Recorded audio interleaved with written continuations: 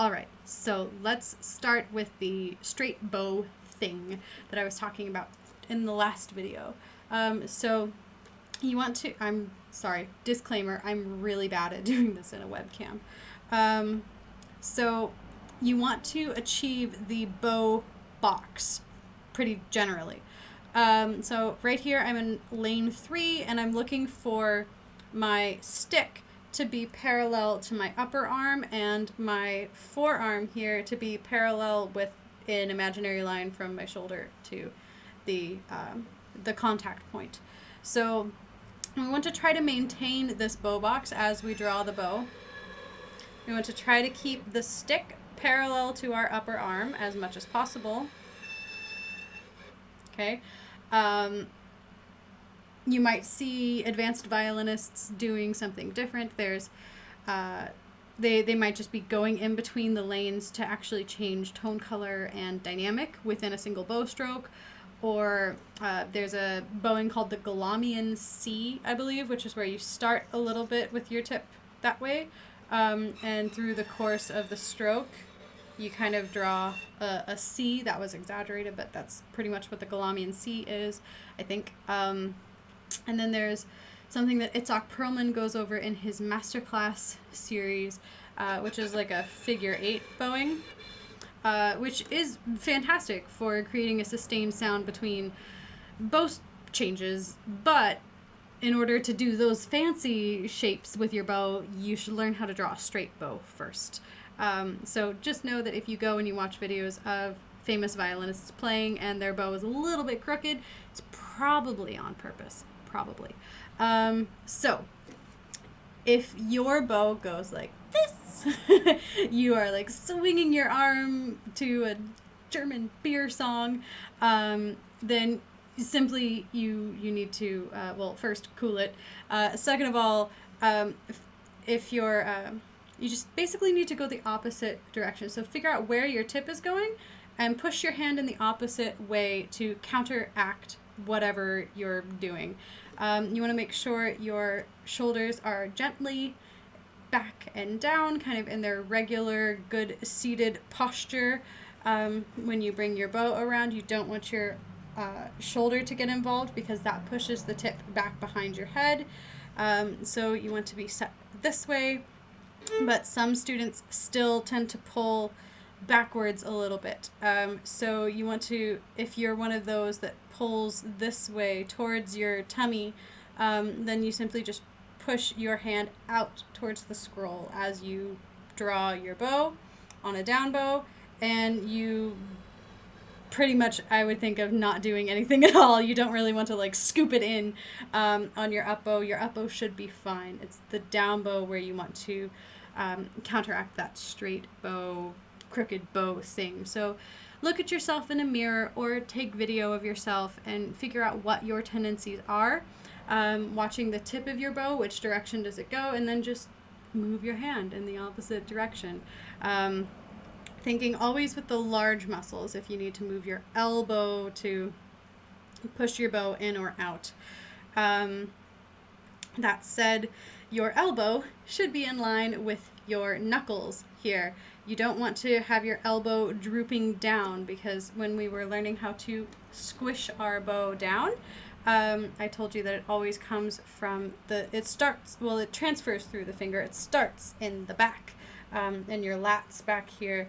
So if you work with gravity, if your arm is just a little bit above your first finger, then it's very easy to press the bow down and get a wonderful, what will create a beautiful sound. If your elbow is drooping and you're just trying to press down straight with your finger, it'll be tricky. You won't draw your bow very well, and your hand muscles will get tired very quickly, and then you can't play anymore because your hand is cramping. So let's go into lane 3, kind of around the middle of the bow. Check for your bow box, squish, and pull. Oh no. Right. There is a equation, sort of, if you will, that the harder you press, the faster you pull. So more weight equals more speed. and that also equals more sound. So if you're pressing hard, like we just were, and you get that crunch, you just need to pull faster to get a nice, big, beautiful sound. The opposite is pretty much true for it being soft. Soft is where you're really collecting your fingers into your hand, and feeling a lot of the weight of the bow in the pinky. So you're kind of lifting the bow away, collecting, feeling it in your pinky, and pulling slowly for a nice soft sound. Ta-da! If your big, beautiful sound sounded a little bit something like this, and then got really soft, congratulations, you just achieved what is called an accent. An accent is where you have a loud beginning to the note, and then it kind of just settles into a nice volume towards the end, and which is what a lot of beginners do at the beginning, because they're not told that you must sustain the pressure through your finger as you pull the bow, or else your sound will disappear. So accents, while a beneficial thing, should not be applied to every single note. So to create one nice, beautiful, sustained sound, I pretty much, when I start in the lower half, I don't press at all. I just let the natural weight of my hand in the bow create my sound. And right around the middle of the bow is where your hand is no longer naturally weighing the bow down, and that is where the first finger takes over, and the closer you get to the tip, the more work your first finger has to do.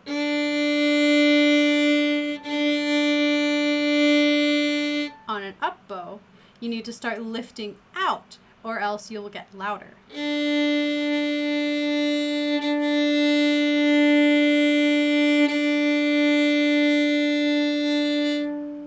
So that's how to achieve a single volume sustained note. Is you need to counteract. It's always a balancing act, depending on where you are in the bow, to get the same general amount of weight into the string. So when you're at the tip, to be equal to the weight that you have at the frog, you need to press in. You need to give it more weight up here.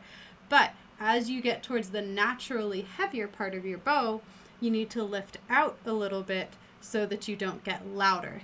But if you want to get louder, which is called crescendoing, gradually getting louder over time, could be a single note or an entire measure or multiple measures. But let's just talk about crescendoing over a single note for right now. That's easiest done on an up bow because you simply just don't lift out. You start where it is soft and light and easy to play soft, and then you just let the natural weight of your hand, maybe with a little pressure and bow speed, help you get louder.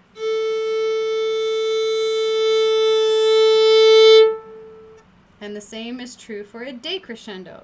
Easiest done on a down bow because you simply don't counteract the fact that you're getting farther away from your hand. You just let it naturally get softer. Ta-da! Now you know how to have a nice sustained tone on your instrument, and you know how to pull a straight bow, and you know how to accent and crescendo and decrescendo. If in your music you have crescendos on up bows, or crescendos on down bows and decrescendos on up bows, so the opposite from what's easiest, that's when you have to work harder. So if you're crescendoing on a down bow, you need to go into the bow in a little bit more. You need to engage more and speed up towards the end of your stroke, because more weight and more speed equals more sound. And if you are decrescendoing on an up bow, you need to lift out and get softer as you get towards the frog, to control that soft sound as you get towards the heavier part of your bow. Another tip on playing soft is not only are you over here in like lane 4 or lane 5, but you can rotate the stick of the bow away from you so that you're playing on one hair of the bow. So less bow hair in contact with the strings will make less sound. So yeah, with those concepts, I believe you are well on your way to creating a beautiful sound on your instrument.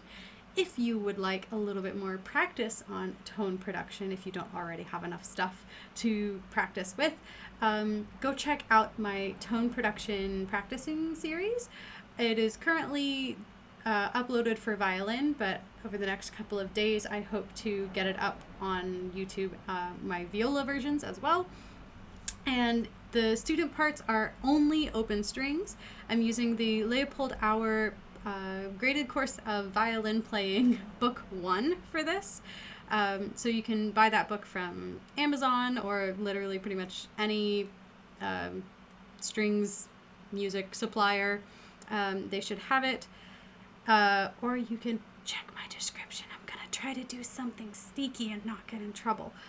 So the pupil parts are only open strings, and there are teacher parts with tons of double stops. We're in different keys. We're doing different rhythms to make your open string tone production practice really super exciting. Well, just not super boring, at least.